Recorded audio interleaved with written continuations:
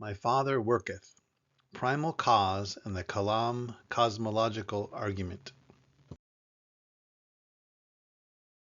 Science, particularly the physical sciences, can be thought of as a search for causes. We want to understand how things work, the interactions and interdependencies between events, so we can better understand and predict our world.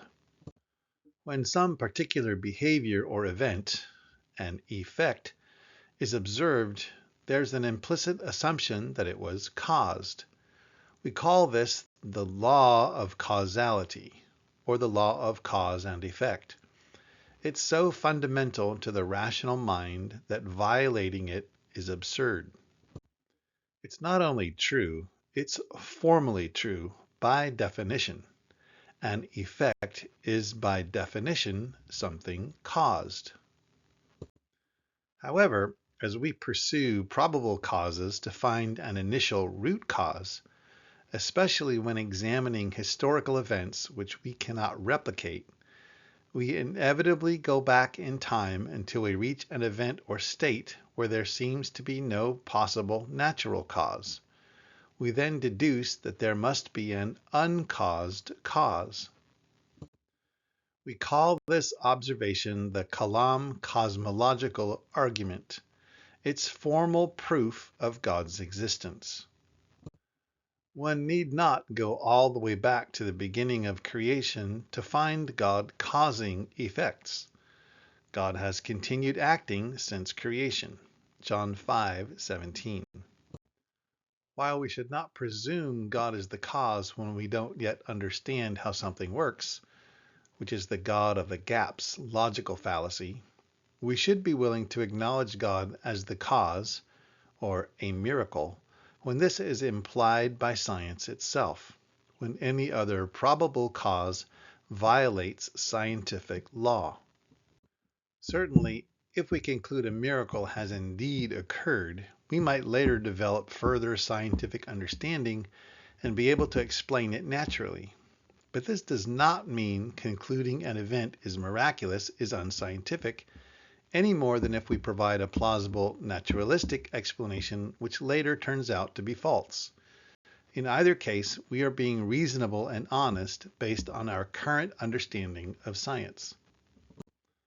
For example, a personal friend was shot in the chest multiple times at point-blank range and survived. In analyzing his wounds, the attending surgeon found multiple instances where a bullet track terminated at the surface of a vital organ and the organ was undamaged. There was no bullet anywhere in the track, nor any alternate route found where the bullet might have exited the body. How does one explain the cause of such an event? We may deduce the following. Either 1. The surgeon lied, or was careless in his examination, which seems unlikely given his expertise, character, and willingness to document and testify of the result. The X-rays are evidently still available. 2.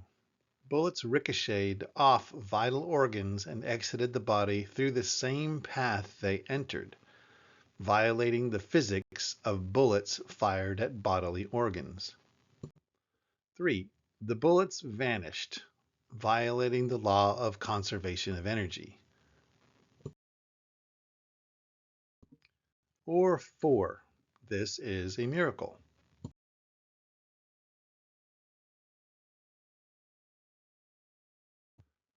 Once we have eliminated option 1 by having multiple authoritative witnesses interview the surgeon and examine the X-rays, which should be done with rigor given the significance of the event, we must either conclude the laws of physics have been violated or accept this event as a miracle. John 3:2. Refusing to acknowledge the miraculous based on an a priori presumption of philosophical materialism is dishonest and irrational. John 12:37 and 38. It is simply a stubborn, willful refusal to acknowledge evidence, which is unscientific. Such bias will eventually be exposed as enmity against God by God himself and punished accordingly. Romans 1:18-21.